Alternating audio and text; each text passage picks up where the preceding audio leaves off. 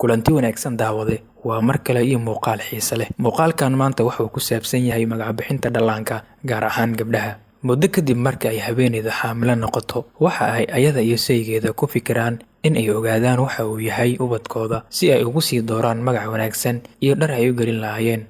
Magac bixintu waa mid muhiimad weyn leh, taasoo ay nafartay diinteena suuban. Wuxuuna amray Nabiga nabadgelyo iyo naxariis korkiisa ahaatee in aan wanaajino magacyada ubadkeena, aanu u bixinayno, aanu u doorno magac macno leh oo bannaan. Waxa uuna yidhi, maalinta qiyaamo waxaa la idinku yeeri doonaa magacyadiina iyo magacyada aabayaashiina ee wanaajiya magacyadiina. Sidaa daraaddeed, waxaan idin soo gudbin doonaa magacyada gabdhaha ee Qur-aanka lagu sheegay iyo macnahooda si aad ugu doorto gabadhaada midka ku habboon ama aad ka hesho. Balse daawade, haddii aad ku cusub tahay channelkayga, waa codsi amar ma ahan, subscribe saar si aad uga faa'iido muuqaalada soo socda ana dhiirigelinayo u noqoto. Aan ugu horeeye magaca Ikhlaas.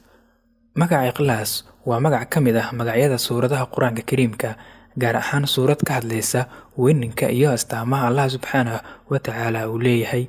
Magaca Ikhlaas waxa uuna macnihiisu yahay run, oofin iyo niyad wanaagsanaan wax ku qabasho. Magaca Bushra waa magac ka mid ah magacyada wanaagsan, waxa uuna macnihiisu yahay hadal wanaagsan kaas uu xambaarsan yahay kan dadka u bashaareynaya. Bahja waa magac wanaagsan oo ka mid ah magacyada loo bixiyo gabdhaha, waxa uuna macnihiisu yahay farxad iyo mid farxad gelinaysa kuwa eegaya. Zakiya waa magac wanaagsan, waana wax udgoon oo udug wanaagsan leh.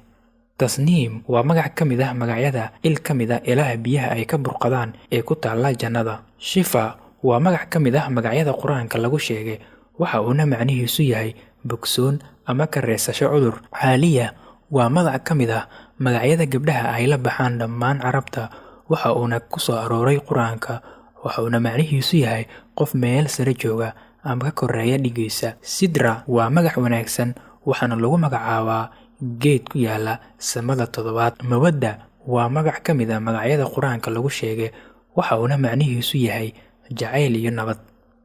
Aamina macnihiisu waa mid deganaan iyo aamin ka ah dhibaato iyo xumaan. Iimaan waa magac ku soo arooray Qur-aanka, waxa uuna macnihiisu yahay rumeyn dhammaystiran.